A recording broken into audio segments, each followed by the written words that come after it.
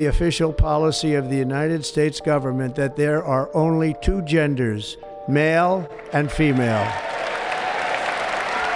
L'une des priorités choc, qui dérange, qui semble troubler le monde à l'heure actuelle, c'est que les États-Unis d'Amérique, sous le mandat de Donald Trump, reconnaissent deux genres, les femmes et les hommes. Les hommes et les femmes.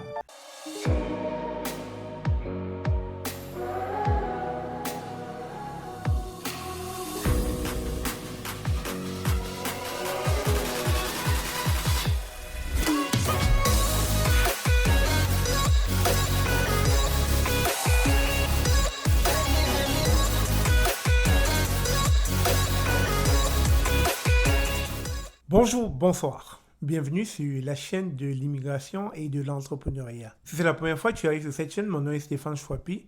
Ici, nous parlons d'immigration, d'intégration et d'entrepreneuriat parce que nous sommes certains que ce sont des informations qui vous permettront non seulement d'immigrer au Canada, mais surtout de prendre votre place ici à travers l'entrepreneuriat. Alors, cette journée a été une journée d'investiture du président en chef, Donald Trump, le 47e président des États-Unis. Et durant son investiture, il a martelé une nouvelle fois quelles étaient ses priorités en tant que 47e président des États-Unis d'Amérique. Alors la cérémonie s'est déroulée du côté du Capitole, à Washington, D.C. Alors il succède comme cela au président sortant Joe Biden. La cérémonie d'investiture a débuté par une messe à l'église Saint John, à laquelle Donald Trump a assisté avant de se rendre au Capitole. Lors de son discours, il a promis une ère dorée pour le pays, présentant son retour au pouvoir comme une reconquête visant à placer les États-Unis au sommet du respect mondial. Il a mis l'accent sur l'espoir, le courage et la fierté américaine. Plusieurs personnalités du secteur des technologies étaient présentes, notamment Elon Musk, qui a suscité des réactions en effectuant à 2 reprises un geste interprété par certains comme un salut fasciste. De plus, des figures telles que Mark Zuckerberg et Jeff Bezos ont manifesté un soutien significatif à la nouvelle administration, participant à des événements privés et effectuant des contributions financières substantielles. Cette proximité entre les leaders technologiques et le gouvernement souligne une influence croissante des élites fortunées dans la politique américaine.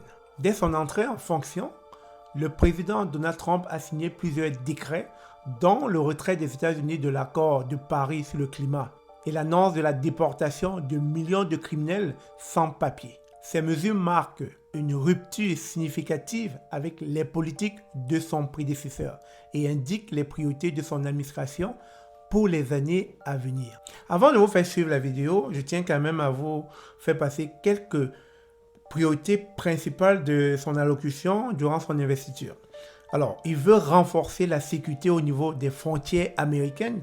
Ceci dit, il va possiblement déporter plusieurs personnes sans papier qui se trouvent aux États-Unis et qui cherchent à rentrer aux États-Unis.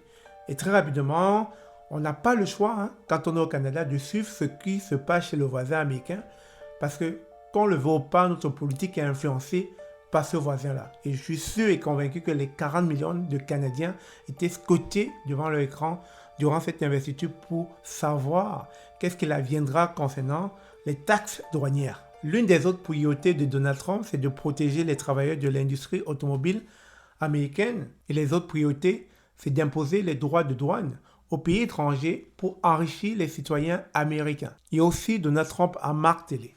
Il faudrait que durant son mandat, qu'on ne puisse plus faire allusion aux couleurs. Et il n'y a que la méritocratie qui doit avoir sa place aux États-Unis d'Amérique.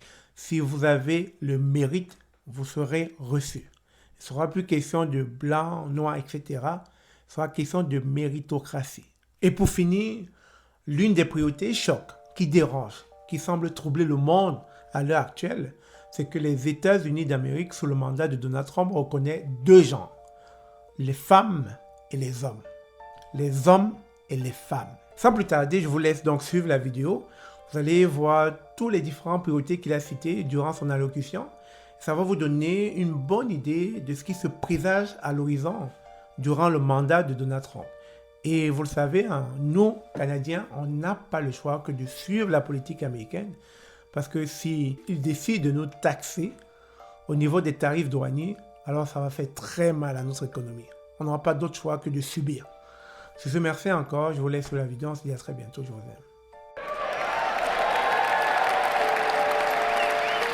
I will declare a national emergency at our southern border. All illegal entry will immediately be halted, and we will begin the process of returning millions and millions of criminal aliens back to the places from which they came. Under the orders I signed today, we will also be designating the cartels as foreign terrorist organizations. With my actions today, we will end the Green New Deal and we will revoke the electric vehicle mandate, saving our auto industry and keeping my sacred pledge to our great American auto workers. We will tariff and tax foreign countries to enrich our citizens. We will forge a society that is colorblind and merit-based. It will henceforth be the official policy of the United States government that there are only two genders, male and female. A short time from now, we are going to be changing the name of the Gulf of Mexico to the Gulf of America. China is operating the Panama Canal, and we didn't give it to China, we gave it to Panama, and we're taking it back.